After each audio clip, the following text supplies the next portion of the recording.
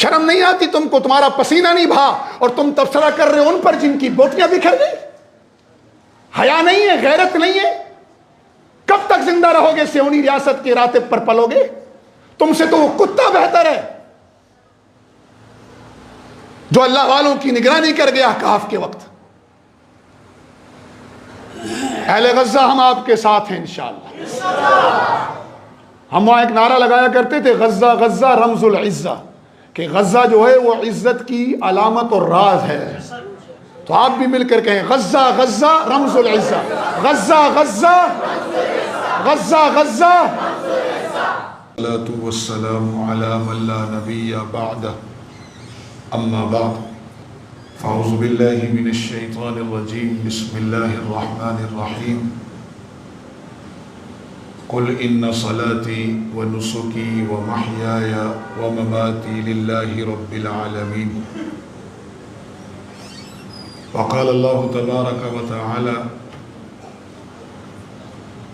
في مقام آخر انما المؤمنون اخوة رب اشرح لي صدري ويسر لي امري واحلل عقدة من لساني يفقهوا قولي رب زدني علما اللهم صل على سيدنا محمد وعلى آل سيدنا ومولانا محمد وبارك وسلم تسليما كثيرا كثيرا۔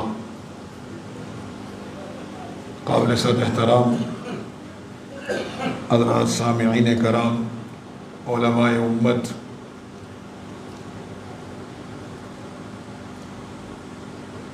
سب سے پہلے تو یہ بات ذہن نشین رکھنی چاہیے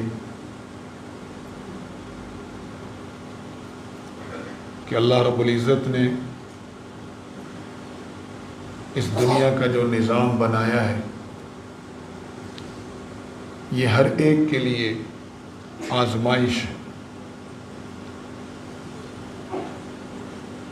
الذی خلق الموت والحیات لیبلوکم ایکم احسن عملا۔ موت اور زندگی کا یہ جو پورا نظام پیدا کیا گیا، اس کے پیچھے مقصد یہ ہے کہ تم میں سے ہر ایک کی آزمائش ہو، پرکھ ہو، جانچ ہو کہ تم میں سے کون بہتر عمل لے کر اللہ کی بارگاہ میں حاضر ہوتا ہے۔ اور یہ رب جس نے یہ نظام بنایا ہے وہ العزیز، وہ بہت زبردست طاقت کا مالک ہے، وہ عزیز ہے، اور صرف عزیز نہیں ہے، الغفور بھی ہے، بخشنے والا ہے، مہربان ہے۔ اور اس کے اس نظام کے اندر کسی قسم کا کوئی کمی، کوئی کجی نہیں ہے۔ اللہ رب العزت اسی سورہ ملک کی اگلی آیات میں فرماتے ہیں کہ اپنی نظروں کو آسمان کی طرف لے جاؤ، بار بار لے جاؤ، ينقلب إليك البصر خاسئا وهو حسير۔ بار بار دیکھو اس کی اس کائنات کو اور دیکھو کوئی کمی ہے اس میں، تو تمہیں کوئی کمی نظر نہیں آئے گی۔ جب اس کی بنائی ہوئی کائنات میں کوئی عیب، کوئی کمی، کوئی کوتاہی نہیں ہے، تو اس کائنات کو چلانے کے لیے اس نے ایک نظام دیا، اور اس نظام زندگی کا نام ہے اسلام، اور اس کو اللہ تعالیٰ نے پسندیدہ ترین اپنا نظام قرار دیا۔ ان الدین عند اللہ الاسلام، اللہ کے ہاں پسندیدہ ترین نظام زندگی وہ اسلام ہے۔ جب اس کی بنائی ہوئی کائنات میں، اس کے اس بنائی ہوئی خلقت میں، آسمانوں میں، زمین میں کوئی عیب نہیں، تو اس کے نظام میں کہاں سے عیب ہو سکتا ہے؟ تو اس کائنات کے ہر فرد کی بھلائی اور خیر وہ صرف اور صرف اللہ کے احکامات اور رسول اللہ صلی اللہ علیہ وسلم کے طریقے میں۔ اور جب بھی یہ انسانیت بحیثیت امت، حضرت کو جگہ دے، السلام علیکم۔ وعلیکم السلام، مبارک ہو، خیریت سے ہو؟ کیسے آپ ٹھیک ہے؟ آپ اسپیشل جہاں جمعہ پڑھنے اللہ خوش رکھے۔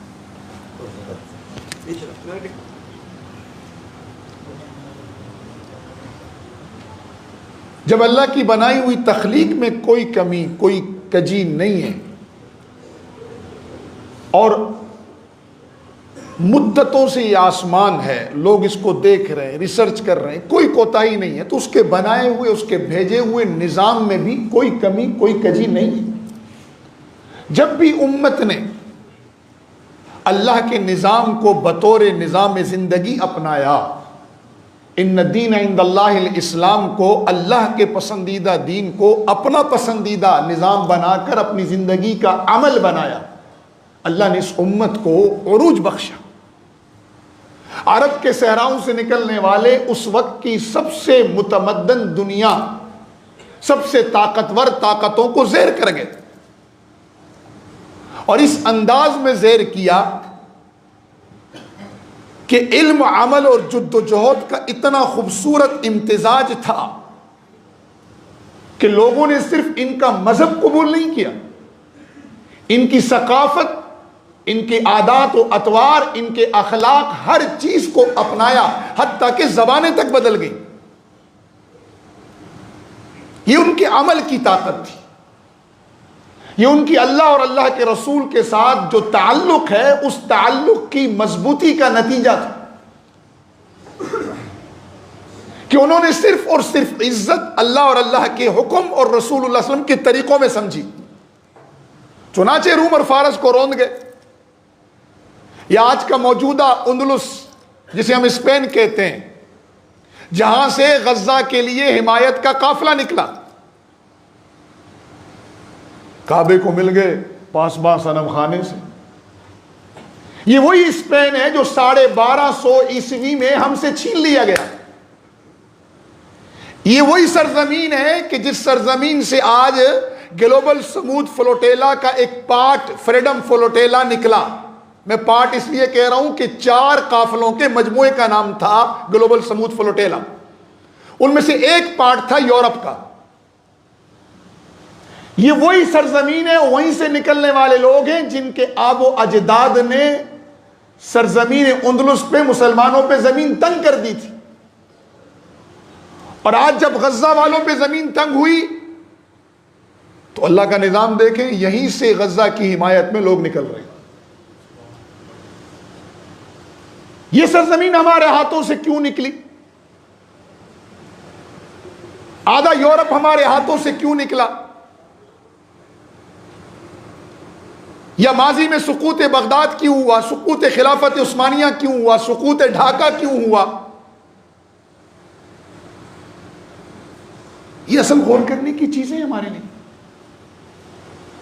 غرناطہ کے حکمران اشبیلا کے حکمران سے لڑ رہا، اشبیلا کا حکمران وہ قرطبہ کے حکمران کے خلاف ہے، اور مسلمان باہم دست و گریباں ہیں، اور غیروں سے وہی فرڈینینڈ، وہی ازابیلا جس نے اندلس سے اسلام کا، مسلمانوں کا خاتمہ کیا، ان سے مدد طلب کر رہے ہیں۔ نتیجتاً آپ کی کئی سو سالہ ریاست جس نے پورے یورپ کو منور کر رکھا تھا، قرطبہ، غرناطہ، یہ علم کے مراکز تھے۔ اور جب میں علم کہتا ہوں تو اس سے مراد صرف قرآن و حدیث نہیں، انجینئرنگ، طب، آرکیٹیکٹ، جغرافیہ، فلکیات، اور اس وقت تک کی دستیاب تمام سائنسی علوم کا مرکز یہ سرزمین اندلس تھی، اور پورا یورپ اندھیروں میں ڈوبا ہوا تھا، روشنی انہیں یہاں سے ملتی تھی۔ اسی لیے تو اقبال رویا تھا۔ اور مسلمانوں کی باہم نفرت، باہم انتشار، اللہ اور اللہ کے رسول صلی اللہ علیہ وسلم سے بے وفائی، یہ پوری سلطنت لے کے چلی گئی۔ 1250 عیسوی میں یہ علاقہ ہم سے گیا، اور پہلی مسجد، وہ علاقہ جہاں مسجدوں کی بھرمار تھی، جہاں علم کی شمع روشن تھی، جو امام جامع احکام القرآن کے مفسر امام قرطبی کا علاقہ ہے، جو ابن رشدہ کا علاقہ ہے، جہاں سے پورے یورپ میں علم کے نور پھیل رہا تھا، وہاں اندھیروں کا راج ہوا، تمام مساجد گرجا گھروں میں تبدیل ہو گئی۔ میں جب قرطبہ گیا تھا تو ہم نے بڑی کوشش کی کسی طرح 2 رکعت پڑھ لیں۔ 300 پلر پر مشتمل مسجد ہے، آپ اندازہ لگائیں اس کی وسعتوں کا، 300 اس میں ستون ہیں صرف۔ میں اس وقت اس موضوع پر زیادہ بات نہیں کرنا چاہتا، طبیعت پر بوجھ پڑتا ہے کہ مسلمانوں نے اپنے ہاتھوں سے کیا کیا اسلاف کی میراث گنوائی۔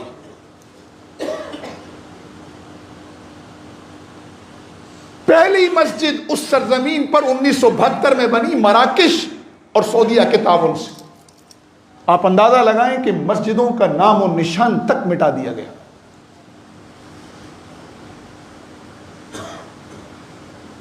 یہ آج جو قافلہ نکلا ہے، اس میں میرا اور آپ کا کیا کردار ہے؟ یہ تو اللہ نے ذہن بدلے لوگوں کے۔ اور اسی سرزمین اسپین سے جہاں مسلمانوں کا قتل عام کیا گیا تھا، آج دوسرے خطے کے مسلمانوں کے قتل عام کو روکنے کے لیے اللہ اپنے بندوں کو نکالتا ہے۔ اس کا مطلب ہے اللہ ہم میں سے کسی کا محتاج نہیں ہے۔ اللہ اپنی تدبیریں، اپنے نظام کو خود چلاتا ہے۔ کوئی اللہ کی تدبیر کے، اللہ کی تقدیر کے، اللہ کے نظام کے اپنے آپ کو حوالے کر دے تو جس طرح رب حی القیوم ہے، اسی طرح اللہ اسے بھی ہمیشہ ہمیشہ کی زندگی بخش دیتا ہے۔ اور جو اپنے آپ کو رب کی تقدیر، رب کی تدبیر، رب کے نظام، رب کے احکامات اور اس کے رسول کے حوالے نہ کرے تو وہ نسیم منسیہ ہو جاتا ہے۔ دین نسیم منسیہ نہیں ہوتا، دین زندہ رہتا ہے۔ آج وہی حالت ہے مسلمانوں کی۔ ہر مسلمان ملک غیر سے مدد طلب کر رہا ہے، آپس میں متحد نہیں ہو رہے۔ میں نے گلوبل سموتھ فلوٹیلا کی ٹریننگ کے دوران ملیشیا والوں، ترک والوں، عربوں کو، کیونکہ اللہ تعالیٰ نے پاکستان کو بنیان و مرصوص کے بعد ایک عزت سے نوازا ہے، ایک محبوبیت سے نوازا ہے۔ میں یہاں بھی عرض کرتا چلوں کہ 4 دن دفاعی جہاد کیا ہم نے، پھر 4 گھنٹے ہم نے اقدامی جہاد کیا۔ 4 گھنٹے جہاد کا نتیجہ یہ ہے کہ پورے عالم اسلام اور پوری دنیا میں پاکستان اور پاکستانی قوم اور پاکستانی پرچم اور پاکستانی فوج کا سر بلند ہے۔ تو 4 گھنٹے میں اگر عزت مل سکتی ہے تو اگر یہ امت جہاد کو اپنا شعار بنا لے تو دنیا میں عزت صرف اسی کے پاس ہوگی۔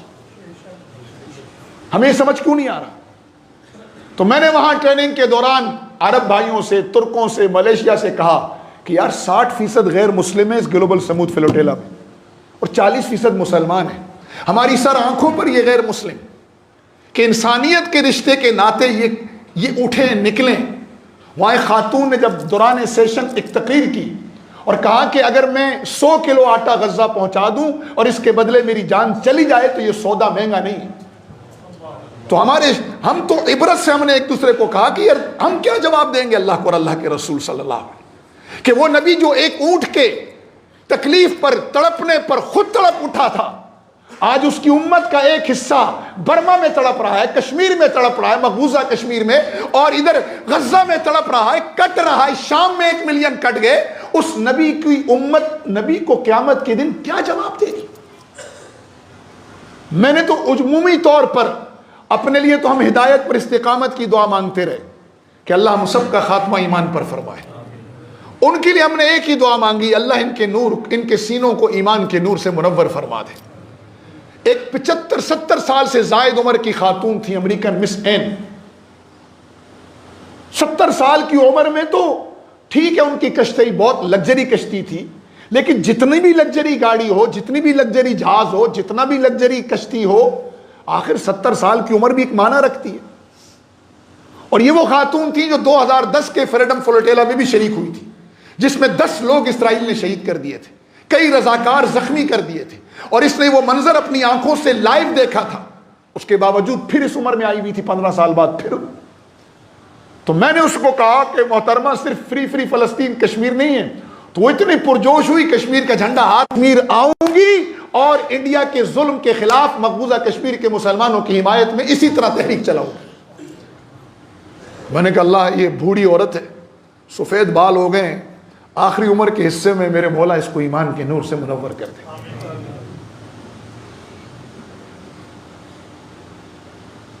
عرض کیا کرنا ہے، سفر کی کارگزاری سنانا مقصود نہیں، ہم کوئی کارنامہ سر انجام دے کر نہیں آئے، ہم تو بس صرف اور صرف حضرت ابراہیم علیہ السلام کی آگ جلی تھی تو وہ چڑیا چونچ سے قطرہ پھینک رہی تھی، ہم بھی بس وہ قطرہ پھینکنے گئے تھے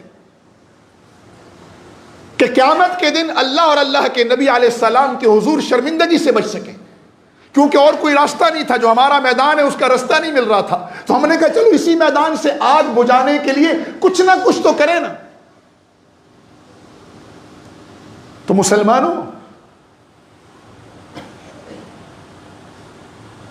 میں نے وہاں ساتھیوں کو جمع کیا تو بنیان مرصوص کی وجہ سے وہ پاکستان کو بہت رسپیکٹ دیتے تھے، پاکستانی ڈیلیگیشن کو بہت عزت دیتے تھے، عرب بھی، افریقی کنٹریز کے لوگ بھی، افریقن ممالک کے، تیونس کے، مراکز کے، الجزائر کے، اور اسی طرح غیر مسلم بعض یورپین ممالک کے لوگ بھی بنیان مرصوص کے بعد بڑی رسپیکٹ ہمیں دے رہے تھے۔ ہم تو بڑے چوڑے ہو کے پھرتے تھے، اور میں نے ساتھیوں سے کہا بھی یار ہم تو ادھر آپس میں ایک دوسرے کے خلاف گتم گتا ہے، اور یہاں دیکھو ہماری عزت کتنی ہے، اور وہ اس کی دفاعی طاقت کی وجہ سے۔ مثلا ایک مرتبہ مجلس ہوئی، ہم نے ہمیں امت کی ذمہ داری ہے کہ وہ توازن کو برقرار رکھتے ہوئے زندگی کے ہر شعبے کی اصلاح کریں، اپنی بھی کریں اور ہر شعبے کی اصلاح کریں۔ یہ انسانوں کا معاشرہ ہے، یہاں اونچ نیچ ہوگی، قابل اصلاح امور ہمیشہ نظر آتے رہیں گے، ان کی اصلاح کریں، لیکن اللہ کا واسطہ اپنے نظام کو برباد مت کریں، قدر کریں ان چیزوں کی، ورنہ سقوط غرناطہ، سقوط خلافت عثمانیہ وہ بھی تو اسی نعرے پر لگی نا، انا ترک انا العرب، میں افضل، ترک افضل، عرب افضل، اور نہ ترک افضل رہے نہ عرب افضل رہے، اور خلافت عثمانیہ کے بکھرے ہو گئے۔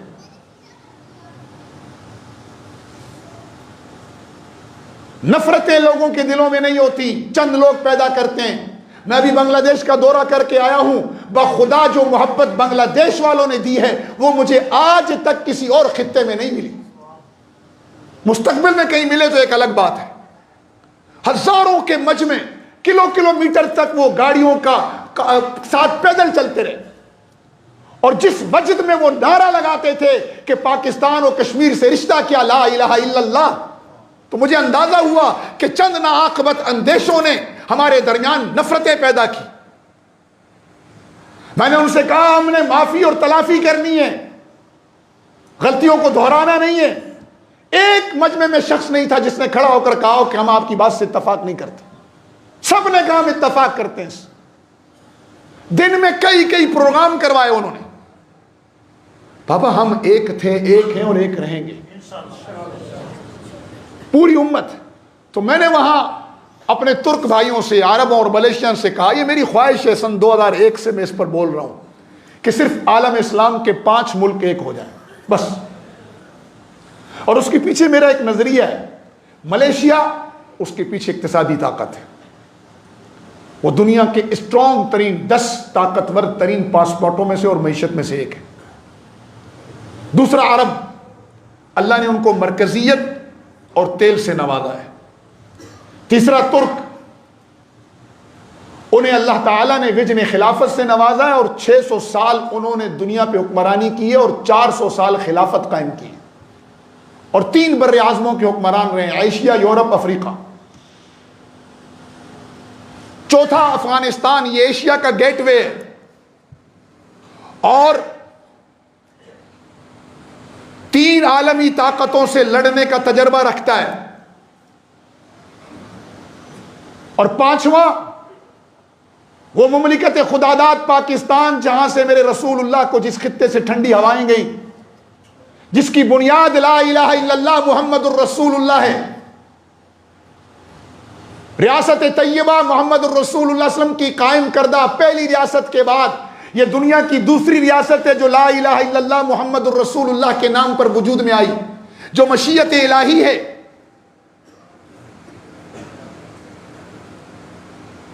اس کی ایٹمی طاقت، اس کا محل وقوع، اس کی قوم کا جذبہ، اور اس کی جو مشیت الہی کے تحت اس کا قیام ہے، وہ یہ 5 اگر ایک ہو جائیں پورا عالم اسلام کے بقیہ 50-53 ملک خود اس کے نیچے ہوں گے، اور پھر یہ وہ طاقت بنے گی جو ہر ظالم کے مغز سے ظلم کا ناسور نکال باہر پھینکے گی۔ یہ پھر وہ طاقت ہوگی جو صرف امت مسلمہ کے لیے نہیں، پوری دنیا کے غیر مسلموں کے لیے بھی شجر سایہ دار ہوگی۔ اور مجھے لگ ایسے رہا ہے کہ شہداء کی قربانیوں کے صدقے، میں شہداء کی تقسیم کا قائل نہیں ہوں، یہاں کے بھی شہداء ہوں، تفصیل اس لیے نہیں جا رہا ہوں، وقت تھوڑا، امت کے شہداء کی قربانیوں کے صدقے اور غازیوں کی یلغار کے صدقے اور اسیروں کی جو قربانیاں جیلوں میں جنہوں نے دی ہیں، مجھے لگ رہا ہے میرا رب اپنے تکوینی نظام کے تحت انہیں خود اکٹھا کر رہا ہے۔ سعودی اور پاکستان کا معاہدہ ہو گیا، ہر چیز میں میخیں نکالنے والے میخ نکالیں گے، ہم تو مثبت سوچیں گے بھائی، ہو گیا معاہدہ۔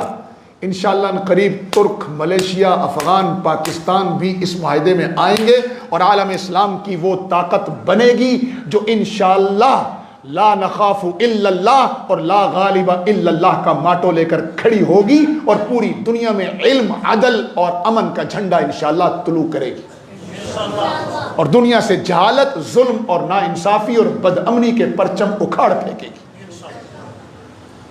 اس کے لیے دعائیں بھی کرنی ہے، کوشش بھی کرنی ہے، ہمت بھی کرنی ہے۔ تو میں نے وہاں ساتھیوں سے کہا یہ فلوٹیلا تو نکلا ہے، لیکن اب ہمت کریں، اگلا فلوٹیلا ترک، ملیشیا، پاکستان اور عرب مل کر نکالیں۔ تو اللہ کی شان، ہمارے ساتھ ایک ترک پارلیمنٹیرین تھی، تو ترک بہت زیادہ آئے تھے، افراد کی گنجائش تھی 500، لوگ پہنچ گئے وہاں 800۔ تو انہوں نے پھر چھانٹی شروع کی، تو ہم نے کہا بھائی ہمارے گروپ کی چھانٹی نہیں کرنا، ہم تو پہلے سے صرف 6 ہیں۔ تو ترک 190 کے اوپر تھے، تقریباً 180 سے 90 تھے، تو انہوں نے کہا صرف 36 جائیں گے۔ آپ یقین مانے جو ترک روئے ہیں، وہ 150 کے قریب ترک جمع ہوئے، پھر انہوں نے نظمیں پڑھی، پھر وہ روئے۔ 5 تو ان کے ممبر پارلیمنٹیرین تھے صرف۔ تو ہماری ایک خاتون بھی تھی، وہ جب وہ واپس جانے لگی تو ناشتے پہ ہمیں ملی، پارلیمنٹ کی ممبر تھی وہ، تو میں نے ان سے کہا بھائی کشمیر، تو انہوں نے کہا ہم کشمیر نہیں بھولیں گے۔ میں نے کہا نہیں، تم کشمیر بھول گئے، امت پوری، تو کشمیر کی طرف توجہ نہیں ہے۔ تو انہوں نے مجھے کہا کیسا مجنو وزیر ہے، ایک تو اس قافلے میں آیا ہوا ہے، دوسرا اس جگہ کی مظلوموں کی بات نہیں چھوڑتا۔ میں نے کہا حضرت مظلوم مظلوم ہے، چاہے غزہ کا ہو، چاہے برما کا ہو، چاہے مقبوضہ کشمیر کا ہو، چاہے شام کا ہو، چاہے وہ کافر مظلوم کیوں نہ ہو۔ میرے نبی علیہ السلام نے حضرت تشریف فرما ایک معاہدہ کیا تھا مکہ میں، حلف الفضول۔ وہ معاہدہ یہ تھا کہ کسی کو کسی پہ ظلم نہیں کرنے دیں گے، ناانصافی نہیں کرنے دیں گے۔ جب مکہ فتح ہوا تو اللہ کے نبی علیہ السلام بعد میں بھی فرمایا کرتے تھے کوئی مجھے اس معاہدے کی طرف بلائے گا تو میں محمد صلی اللہ علیہ وسلم اس معاہدے کی طرف لپک کر آؤں گا۔ تو غیر مسلم پر بھی ظلم ہو تو ظلم ہے۔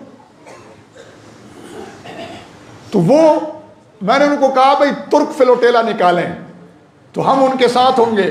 اللہ کی شان، ابھی ہمارا فلوٹیلا سمندروں میں آخری مراحل میں تھا، اریسٹ ہو رہا تھا، کچھ نکل کے پیچھے کی طرف کشتیاں دوڑا رہے تھے، کچھ آگے، کچھ گرفتار ہو رہے تھے۔ تو ہماری یہ بہن ایک فلوٹیلا ترکی سے نکال کر، جس میں 90 لوگ مختلف ملکوں کے تھے، یہ ترکی سے پھر چل پڑی تھی، اور کل سے وہ محاصرے میں اسرائیل کے، لیکن اس کو اسرائیل روکا ہوا ہے، خالی گرفتار بھی نہیں کر رہا، کیونکہ اب امن معاہدہ ہو چکا ہے۔ ادھر انقرہ میں اس کی اسرائیلی سفارت خانے کے سامنے ہزاروں ترک جمع ہو چکے ہیں، پھر جن جن ملکوں کے لوگ ہیں وہاں کے لوگ ان سفارت خانوں کے سامنے جمع ہیں۔ تو اب اس کو سمجھ نہیں آ رہی صہیونی ریاست کو میں اس قافلے کے ساتھ کیا کروں۔ وہ کھڑا ہے سمندر میں، اسے گھیرا مارا ہوا ہے۔ تازہ اپڈیٹ میرے پاس کل تک کی یہ تھی کہ نہ گرفتار کر رہا ہے نہ آگے جانے ترکی میں۔ تو وہاں بڑی کانفرنس تھی، اس کا عنوان تھا غزہ مسئولیہ و انسانیہ، کہ غزہ امت مسلمہ، غزہ مسئولیہ اسلامیہ و انسانیہ، کہ مسلمانوں کی اور پوری انسانیت کی جواب دہی ہوگی غزہ سے متعلق۔ تو میں نے وہاں عرض کی تھی کہ غزہ و کشمیر لم تنکسر ولن تنکسر،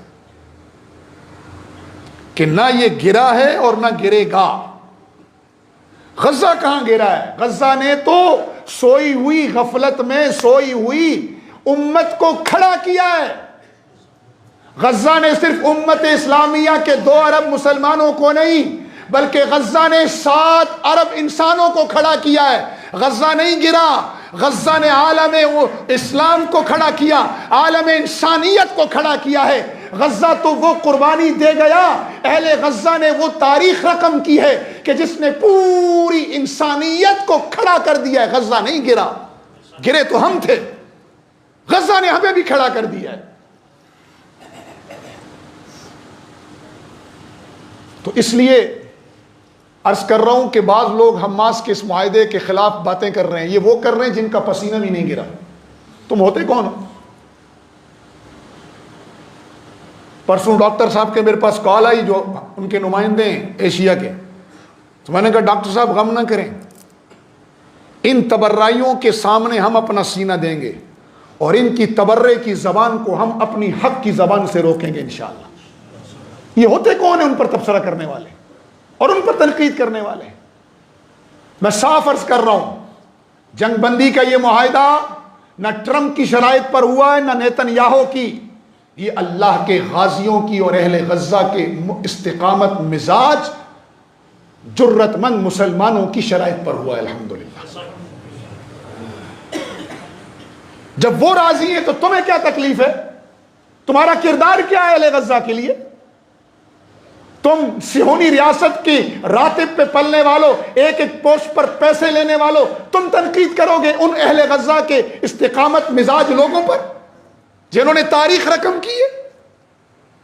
اس لیے میں عرض کر رہا ہوں، اور آپ بھی ہاتھ اٹھا کر تائید کریں اپنے ان اہل غزہ کے مسلمانوں کی، کہ اہل غزہ، اے حماس کے شاہ سواروں، اے غزہ کے جان باز شہریوں، اے امت مسلمہ کی غیرت مند ماؤ، امت مسلمہ کی غیرت مند جفا کش بیٹیوں اور بیٹوں، اور امت مسلمہ کے قابل فخر بھائیوں، اور امت مسلمہ کے جرت مند بھوڑوں، تمہاری سفید داڑیوں کی قسم، تمہاری عزت والی ردا کی قسم، تمہاری جرت اور شہادت کی تمنا کی قسم، ہم تمہارے ساتھ تھے، ہیں اور رہیں گے، چاہے تم امن معاہدہ کرو، چاہے تم رخصت پہ چلتے ہوئے امن کا جو ڈول ڈالو، ہم تب بھی تمہارے ساتھ ہیں، چاہے تم عزیمت کا رستہ اختیار کر کے قتال فی سبیل اللہ کا سفر جاری رکھو، ہم تب بھی تمہارے ساتھ ہیں۔ یا اہل غزہ نحن معکم دائما ابدا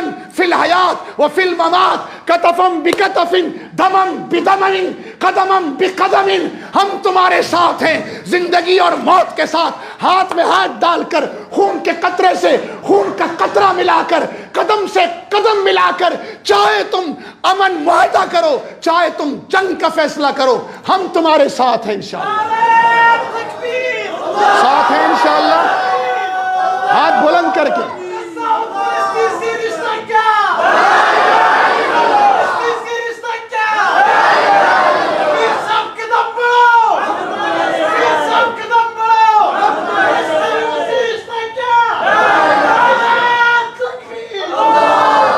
کسی کنویں کے مینڈک کو نہ امت کے اتحاد میں رکاوٹ ڈالنے دیں گے، نہ غزہ کے مظلوم مسلمانوں کی کسی راحت میں رکاوٹ ڈالنے دیں گے۔ شرم نہیں آتی تم کو؟ تمہارا پسینہ نہیں بہا اور تم تبصرہ کر رہے ہو ان پر جن کی بوٹیاں بکھر گئی؟ حیا نہیں ہے، غیرت نہیں ہے؟ کب تک زندہ رہو گے صہیونی ریاست کے راتب پر پلو گے؟ تم سے تو وہ کتا بہتر ہے جو اللہ والوں کی نگرانی کر گیا کہف کے وقت۔ اہل غزہ ہم آپ کے ساتھ ہیں انشاءاللہ۔ ہم وہاں ایک نعرہ لگایا کرتے تھے، غزہ غزہ رمز العزہ، کہ غزہ جو ہے وہ عزت کی علامت اور راز ہے۔ تو آپ بھی مل کر کہیں غزہ غزہ رمز العزہ، غزہ غزہ غزہ غزہ۔ میں مختصراً عرض کر دوں، یہ گلوبل سمود فلوٹیلا ہے کیا؟ لوگ بڑے سوالات کرتے ہیں، انفرادی میں اجتماعی عرض کر دوں، یہ 4 قافلوں کے مجموعے کا نام ہے۔ ایک یورپ کا قافلہ تھا جس کا نام تھا فریڈم فلوٹیلا، جو بحری رستے سے تیونس پہنچا، جس میں امریکہ، یورپ، کینیڈا اور پورا یورپین ممالک تھے۔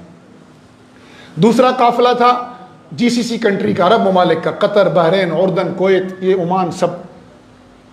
تیسرا تھا شمالی افریقہ اور افریقہ کے دیگر ممالک پر مشتمل قافلہ، اس کا نام تھا قافلہ استقامت المغربی، اسطول سمود المغربی۔ یہ مغربی ممالک کہا جاتا ہے ان کو، تیونس، الجزائر، لیبیا، ساؤتھ افریقہ، یہ منڈلا منڈیلا کا پوتا وہ بھی اسی میں تھا۔ میری قسمت بھی عجیب تھی، کبھی منڈلا منڈیلا کی کشتی میں میرا نام آتا، پھر ادھر سے نکل جاتا، پھر میرا نام کسی اور کشتی میں آتا، پھر ادھر سے نکال دیتے، آخر میں مجھے منوڑا والا ہوڑا ملا۔ میں نے کہا یہ ہوڑا بھی ہے تب بھی نہیں چھوڑوں گا، جاؤں گا۔ پھر سو ہوڑے نے ہمیں بڑا ستایا، لیکن اللہ کی رحمت ساتھ ساتھ تھی، ایسی رحمت تھی میں کئی مرتبہ موت کے منہ سے بچا ہوں۔ لیکن اس بار جب 7 گھنٹے سمندر میں اچکولے کھائے اور نہیں ڈوبے نا، تو میں نے گھر والوں کو آ کر کہا ہے کہ اب میری بقیہ زندگی پیسے بھی اللہ کے لیے وقف تھی، لیکن اب مجھ سے کوئی امید نہ رکھنا کہ میں تمہارے کسی کام آؤں گا۔ اب یہ زندگی اللہ اور اللہ کے دین اور اس امت کے اتحاد کے لیے وقف ہے۔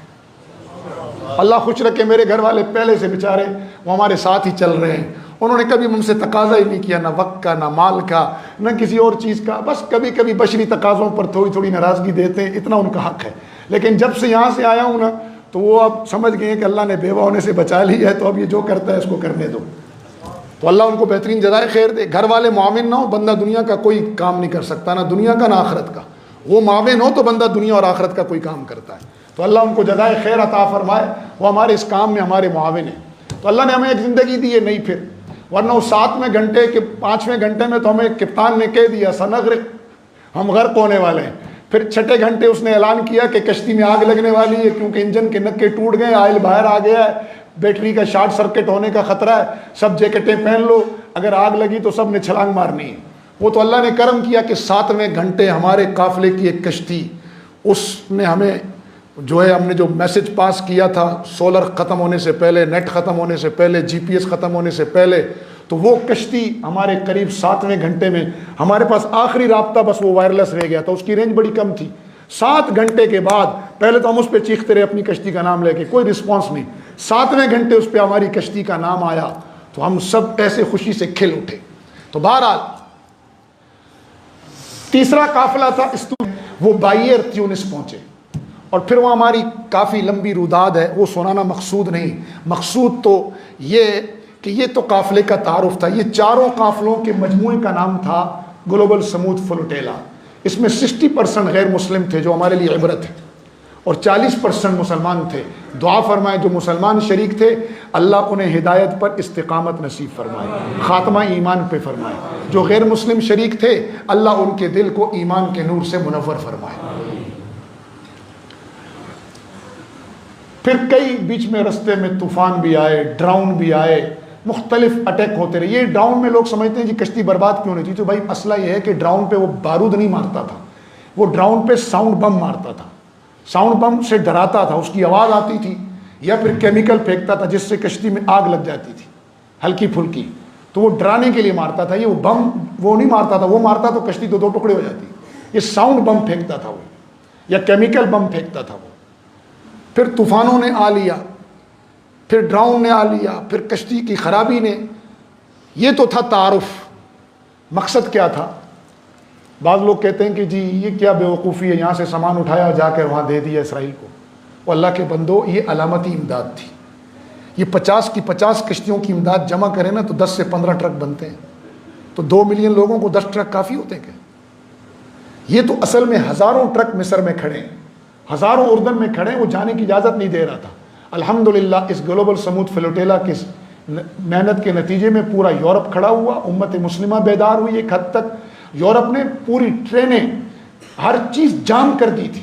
جب قافلے پر پہلا ڈراؤن اٹیک ہوا تو جام کر دیا یورپ نے، اور انہوں نے دھمکی لگائی کہ اگر قافلے میں کسی کشتی کو کچھ ہوا ہم کسی بندرگاہ سے صہیونی ریاست کے کوئی جہاز نہیں گزرنے دیں گے۔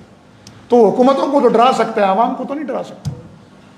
چنانچہ وہ انڈر پریشر ہوا، اور اس کے بعد سے ہی 100 ٹرک ڈیلی بنیادوں پہ مصر کے بارڈر سے چھوٹنے شروع ہو گئے تھے، اور الحمدللہ اب دوسرا دن ہے 500 ٹرک داخل ہو رہے ہیں۔ تو پہلا مقصد تھا انسانی امداد کی راہداری کو بحال کرنا۔ دوسرا مقصد تھا کہ جو نسل کشی، جینوسائیڈ وہاں ہو رہا ہے، اس نسل کشی کا چہرہ دنیا کے سامنے لانا، صہیونی ریاست کا مکروہ چہرہ دنیا کے سامنے لانا، تاکہ دنیا دیکھے کہ یہ صرف غزہ والوں کے ساتھ نہیں، یہ انسانی ہمدردی کی بنیاد پہ نکلنے والے رضاکاروں کو بھی نہیں چھوڑتا۔ تیسرا مقصد تھا کہ یہ جو ظالم حصار ہے اس کو توڑیں، اور چوتھا یہ تھا کہ پوری دنیا کے سامنے غزہ کے مظلوموں کی آس ٹوٹنے نہ پائے۔ چنانچہ آپ کو اندازہ نہیں ہے، ہمارا چونکہ فلاحی کام غزہ میں چل رہا تھا، میرے ساتھ ڈاکٹر اسامہ تھے، ان کا بھی کام چل رہا تھا وہاں اندر سے ان کو ہمیں، چونکہ ہمارا نیٹ بہت اچھا چلتا تھا، وہ اسٹار لنک سے جڑی ہوئی تھی ہر کشتی، بہت اچھے طریقے سے آپس میں مربوط تھی ساری کشتیاں، پھر ہر کشتی میں 2 کیمرے تھے، بڑی کشتیوں میں 4 4 5 5۔ یہ جو آپ ویڈیوز دیکھ رہے ہیں کہ اسرائیلی آ کر کشتیوں پہ چڑھ رہے ہیں پکڑ رہے ہیں، یہ انہوں نے تھوڑی بنائی ہیں، یہ ان کیمروں نے بنائی ہے جن کا ہیڈ کوارٹر سے رابطہ تھا اسٹار لنک کے ذریعے، چنانچہ وہ جیسی کشتی پہ قبضہ کرتے تھے وہ تو اسٹار لنک کاٹ دیتے تھے وہ، لیکن اس سے پہلے جو فوٹیج چلی گئی تو ان کو نہیں روک سکتے تھے۔ تو بڑا مربوط اور بہترین نظام تھا، کچھ خامیاں بھی تھی لیکن نظام بظاہر بہت اچھا تھا الحمدللہ۔ تو یہ وہاں ہیڈ کوارٹر تک سب جڑے ہوئے تھے۔ پھر ہمیں کہا گیا تھا دستخط نہیں کرنے اگر پکڑے جاؤ، اور کسی بھی وکیل کو نہیں اپنانا جب تک ہمارے وکیل نہ آئے۔ 19 وکیل اس گلوبل سمود فلوٹیلا نے اسرائیل میں مقرر کیے تھے ہمارا کیس لڑنے کے لیے، چنانچہ ہر خطے میں تھے جو اس بارڈر پہ لگتا تھا۔ میری کشتی تباہ ہوئی، جب انجن فیل ہوا تو چلنے کے قابل نہیں رہی، اسے 20 سمندر میں چھوڑنا پڑا، تو ہمیں سیراکوزا جزیرے پہ اترنا پڑا، تو وہاں گلوبل سمود فلوٹیلا کی وکیل وہاں پہنچی اور اس نے ہمارا سارا پروسیس مکمل کیا 1 دن لگا کر، اور ہمیں ترکی کا اجازت نامہ دلایا سب کشتی والوں۔ تو سسٹم ان کا بڑا مضبوط تھا، لیکن مقصد یہ تھا کہ پوری دنیا کے سامنے اس بربریت اور اس جس نے چنگیز خان اور ہلاکو خان کی روح کو شرما دیا ہے وہ ظلم دنیا کے سامنے لائیں۔ الحمدللہ گلوبل سمود فلوٹیلا اس میں کامیاب ہوا، اور اب یہ رکیں گے نہیں قافلے۔ الحمدللہ میں نے اپنا نام پھر نئے قافلے میں لکھا دیا، وہ ترکی سے چلے گا انشاءاللہ اگلے کچھ دنوں تک، اور پھر ہم سفر کریں گے، اور انشاءاللہ اس بار غزہ کے مظلوم مسلمانوں کے منہ میں نوالا ڈال کر آئیں گے انشاءاللہ۔ اور یہ اس وقت تک ہماری جدوجہد جاری رہے گی جب تک پوری غزہ میں امن، آزادی اور علم کا سورج پھر سے پوری تابناکی کے ساتھ طلوع نہیں ہو جاتا۔ تو اے مسلمانوں، ہم ایک جسم ہیں، ہماری نماز، ہماری قربانی، ہماری زندگی، ہماری موت للہ رب العالمین، اللہ رب العالمین کے لیے جو سارے جہانوں کا پروردگار ہے۔ ہم نہیں اٹھیں گے تو علامہ اقبال نے کہا ہے نا کہ ہے آیا یہ فتنہ تاتار کے افسانے سے، مجھے شعر پوری طرح یاد نہیں، کہ کعبے کو مل گئے پاسباں صنم خانے سے، پاسباں مل گئے کعبے کو صنم خانے سے۔ تو اگر ہم نہیں اٹھیں گے اللہ کا دین تو نہیں رکتا نا، اس کو اللہ کہیں اور سے کچھ لوگ کھڑے کرے گا جو اس کے دین کے محافظ بن جائیں گے۔ تو بہتر یہ ہے کہ ہم اپنے آپ کو اللہ اور اللہ کے رسول کے لیے پیش کریں، آپس کے علاقائی، جغرافیائی، لسانی عصبیت پر مشتمل، تمام مسلکی عصبیت پر مشتمل ان عصبیات سے پاک ہو کر نحن الامہ، وی آر امہ کے تصور کے ساتھ کھڑے ہوں، اور صرف امت مسلمہ کے مظلوموں کی داد رسی نہیں بلکہ غیر مسلموں کی داد رسی کا بھی ذریعہ بنے۔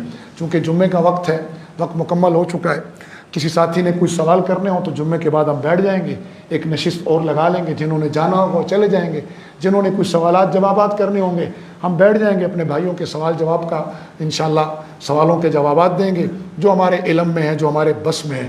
اللہ تعالیٰ اہل غزہ کو یہ امن کی صبح مبارک فرمائے اور ان کی جد و جہد کو قبول فرمائے۔